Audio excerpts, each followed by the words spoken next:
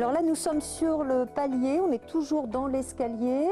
Nous sommes sur le palier du premier étage, donc de l'étage noble du château. Et par cette porte, nous allons entrer dans les appartements privés du seigneur de Montlore.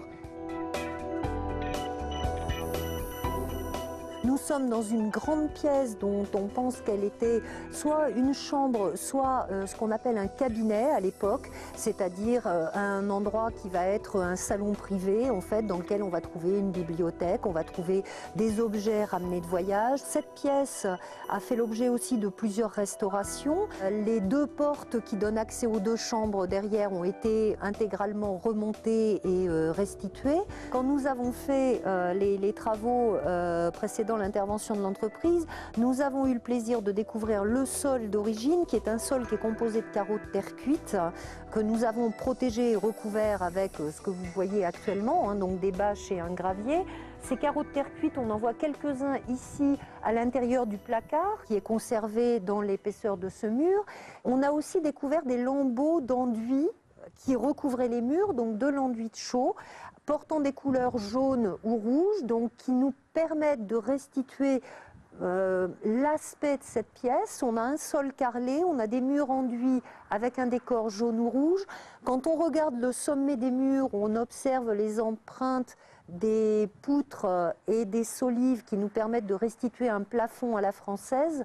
Donc on a donc une chambre 16e très classique dans son aspect, mais qu'on peut restituer intégralement. Si on a la chance un jour de trouver les financements nécessaires pour à nouveau pouvoir la couvrir et la fermer, on pourra la restituer intégralement telle que les seigneurs de Montlore l'utilisaient au XVIe siècle.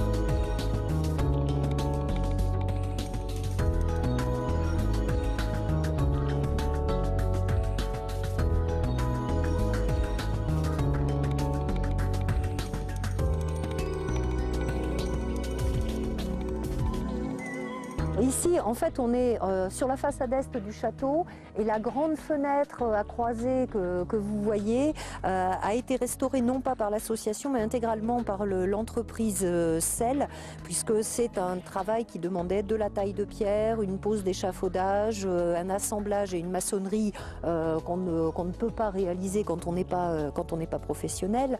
Donc elle a été intégralement démontée, refaite, complétée et remontée par l'entreprise dans le cadre d'une première tranche de travaux que nous avons exécutée cette année, qui comportait donc plusieurs points urgents à traiter sur le château.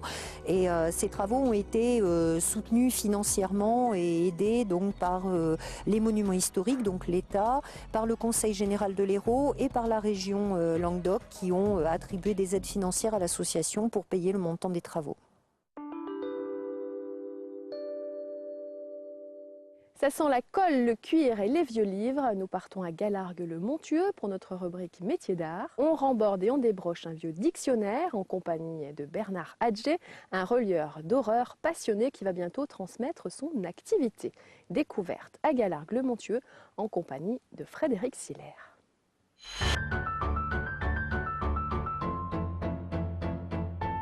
Ça sent les vieux livres, le cuir et le travail bien fait. Dès que l'on pousse la porte du relieur d'horreur de Galargues-le-Montueux, on retourne un instant dans le passé. Les feuillets, le cuir, les étagères, les odeurs de vieux livres, tout ici entraîne à la rêverie. Il est temps de découvrir un métier rare, fait de gestes précis. Voilà, là je suis en train de procéder au débrochage du livre. Alors un livre est constitué d'un certain nombre de cahiers qui sont des feuillets pliés en deux. Et en l'occurrence, là, nous avons affaire à un vieux dictionnaire Gaffio. Il s'agit de séparer ces cahiers qui ont été cousus à l'époque de manière mécanique.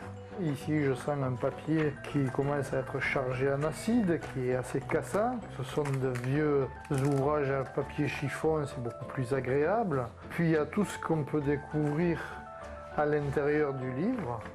Ça peut aller des petites fleurs séchées, hein, aux petits billets doux qui ont été oubliés. Et là, c'est une deuxième histoire qui s'ouvre au relieur et qui n'a pas forcément de rapport avec le livre lui-même au départ.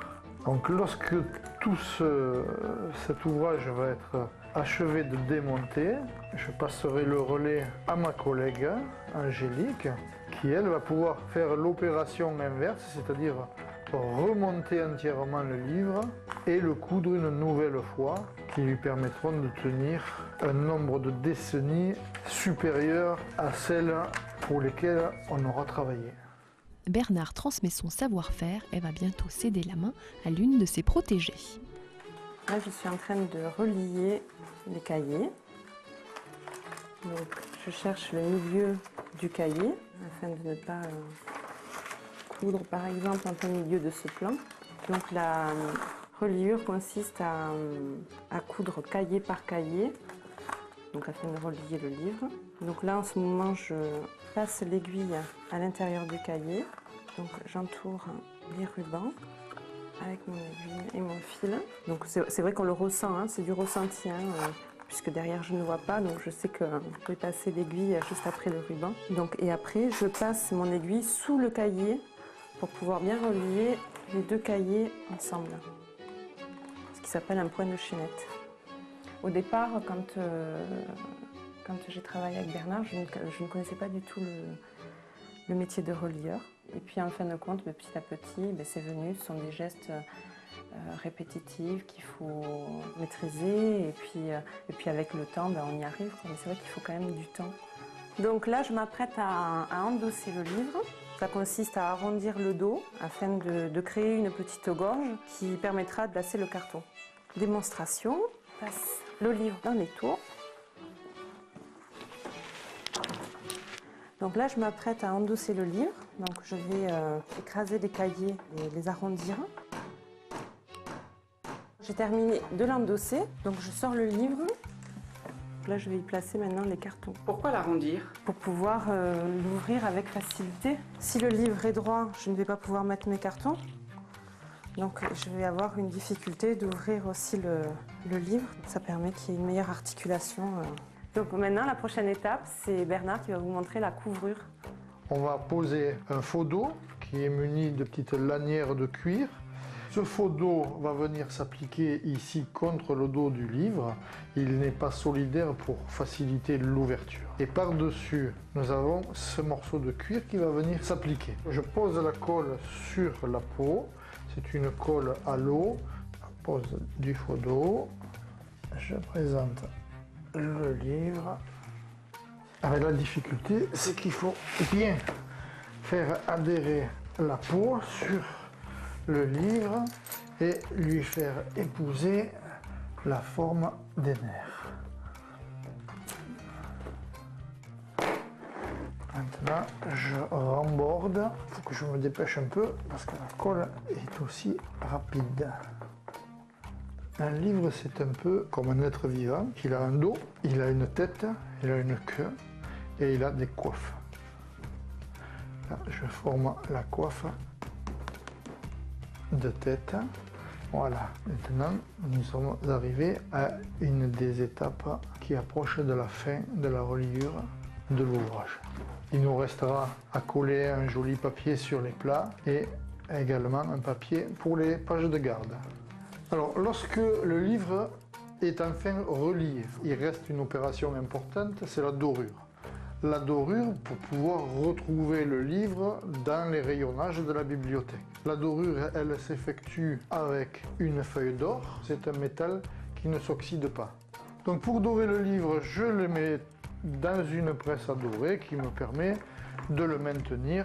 Il me faut maintenant composer le titre et je vais mettre la date. Alors vous pourrez peut-être vous apercevoir que, comme dans l'imprimerie, tout est à l'envers. Je chauffe mes fers. Ce que je suis en train de faire, c'est de prendre la température de mon fer. Au bruit, je sais s'il est trop chaud ou pas assez. Premier élément.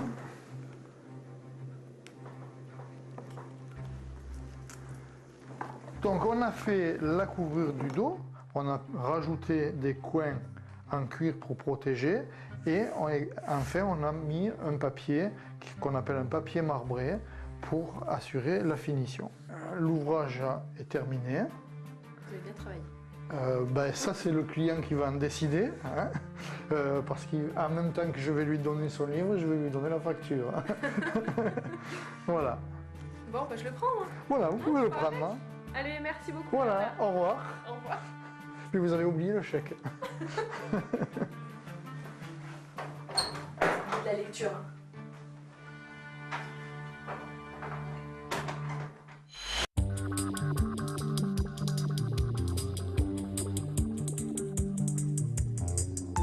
Il y a beaucoup de choses qu'on ne sait pas encore sur l'histoire de ce château. Il y a des choses qui sont à préciser, des dates de construction, des dates de démolition, de réaménagement, mais il y a aussi toute la part qu'on découvre littéralement, c'est-à-dire dont on ne soupçonne pas l'existence et qui va venir enrichir en fait notre connaissance sur le château de Montlore bien sûr, mais aussi sur l'histoire de la région, sur notre histoire en fait, sur ce paysage et ce territoire qui est celui dans lequel on vit actuellement.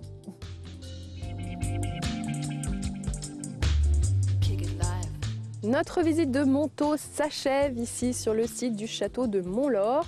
Je vous retrouve dès vendredi prochain pour une nouvelle aventure et une nouvelle découverte. Je remercie tous les intervenants sur cette émission et également Frédéric Siller. Notre équipe de Globetrotter vous retrouve dès vendredi prochain, même endroit, même heure. Retrouvez-nous sur notre site www.tvsud.fr. Laissez-nous vos commentaires sur Facebook ou sur le site. Ils sont toujours les bienvenus. Bonne semaine à tous. Rendez-vous vendredi prochain. Ciao, bye.